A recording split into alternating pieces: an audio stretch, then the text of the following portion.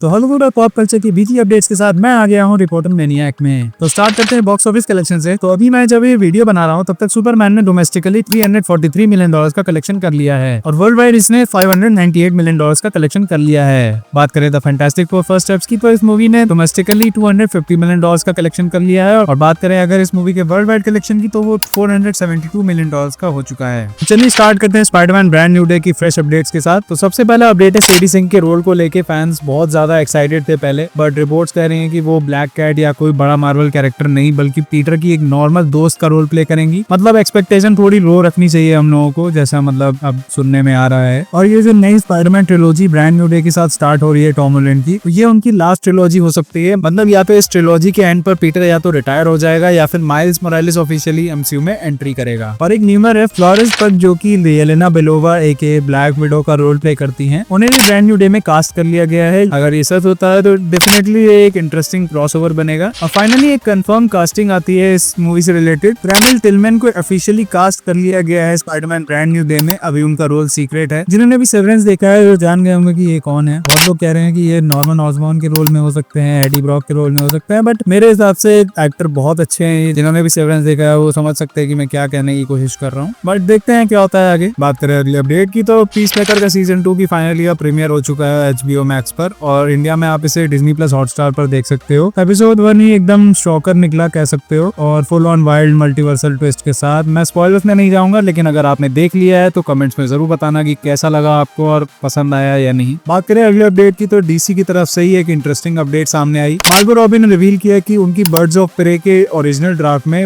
Villain penguin होने वाला था, लेकिन मैट रीव्स ने कहा कि वो नहीं चाहते कि पेंगुइन को वो यूज करे क्योंकि वो अपने प्रोजेक्ट में उन्हें यूज करने वाले हैं, इसलिए उन्होंने विलन को बदलकर ब्लैक मास्क कर दिया। अब कॉलिन फैरेल के पेंगुइन हमें द बैटमैन और उसके स्पिन ऑफ में देखने को मिल चुके हैं और जिसके लिए उन्हें गोल्डन ग्लोब और एमी नॉमिनेशन भी मिला है। और अब कॉलिन फैरेल रिटर्न करेंगे द बैटमैन पार्ट 2 में, जो कि 2027 में रिलीज होगी। अगली अपडेट है स्ट्रेंजर थिंग्स के मेकर्स डफर ब्रदर्स की तरफ से। उन्होंने ऑफिशियली नेटफ्लिक्स को गुड बाय कह दिया है। उन्होंने पैरामाउंट के साथ 4 साल की डील साइन करी है जिसमें बड़े बड़े थिएट्रिकल फिल्म्स और बड़े बड़े टीवी प्रोजेक्ट बनेंगे। ये डील अप्रैल 2026 से शुरू होगी जब उनका नेटफ्लिक्स कॉन्ट्रैक्ट खत्म होगा। मतलब स्ट्रेंजर थिंग्स का सीजन 5 नेटफ्लिक्स पे उनका आखिरी प्रोजेक्ट होगा। उसके बाद वो अपनी फ्यूचर स्टोरीज पैरामाउंट के साथ बनाएंगे।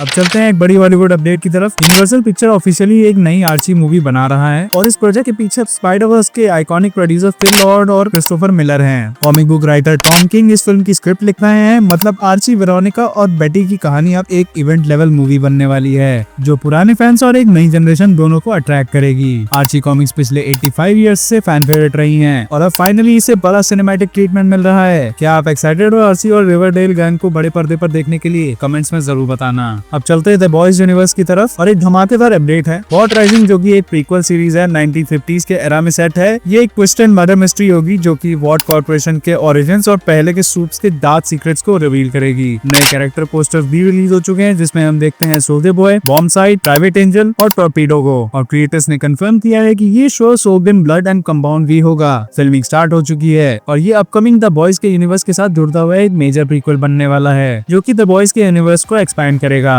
अगली अपडेट है थंडरबोल्ट्स मूवी से रिलेटेड जो कि 1 मई को थिएटर्स में रिलीज हुई थी। अब इसे डिज्नी प्लस का रिलीज डेट मिल चुका है। ये मूवी आपको डिज्नी प्लस पर 27 अगस्त को देखने को मिल जाएगी। तो अगली कुछ अपडेट्स एवेंजर्स डूम्सडे की तरफ से हैं। एलन कमिंग जो कि नाइटक्रॉलर का रोल प्ले करते हैं हमारी पुरानी एक्समैन मूवीज में, उन्होंने बताया कि उन्होंने अपनी शूटिंग रैप अप कर ली है एवेंजर्स डूम्सडे के लिए। अब पहले तो उनका वो कहना था कि उनको पेड्रो पास्कल के साथ काम करने में बहुत ज्यादा मजा आया, उनको बहुत ज्यादा अच्छा लगा, बट उनका अब ये कहना है कि उन्होंने किसी भी एक्टर के साथ शूट नहीं किया। उन्होंने बस स्क्रीन के सामने अपने शॉट्स कंप्लीट कर लिए और अब वो फिल्म रैप अप कर चुके हैं। और फैंटास्टिक फोर फर्स्ट स्टेप्स की सू स्टॉर्म यानी कि वेनेसा कर्बी ने एक बड़ा हिंट ड्रॉप किया है। उन्होंने कंफर्म किया है कि जो उनके कैरेक्टर के साथ हुआ था, स्पॉइलर अलर्ट, जो कि वो एंड में उनकी डेथ हो जाती है बट फ्रैंकलिन रिचर्ड्स उन्हें वापस जिंदा कर देता है। तो अब उसका आफ्टरमैथ हमें एवेंजर्स डूम्सडे में एक्सप्लोर होता हुआ दिखेगा। और उन्होंने ये भी बताया कि जब लोग डेथ के बाद वापस से जिंदा आते हैं तो वो वैसे के वैसे नहीं रहते, काफी कुछ चीजें उनमें बदल जाती हैं, काफी कुछ नेचर उनका बदल जाता है। तो अब देखते हैं कि क्या होता है, मूवी आने पर हमको पता लग ही जाएगा। और डूम्सडे से रिलेटेड एक और बड़ी रूमर सर्कुलेट हो रही है। पहले जो कास्टिंग अनाउंसमेंट हुई थी इसमें सारे एक्टर्स रिवील नहीं हुए थे और अब न्यूज ये है कि 27 अगस्त को एक दूसरा वेव ऑफ कास्ट अनाउंसमेंट आएगा।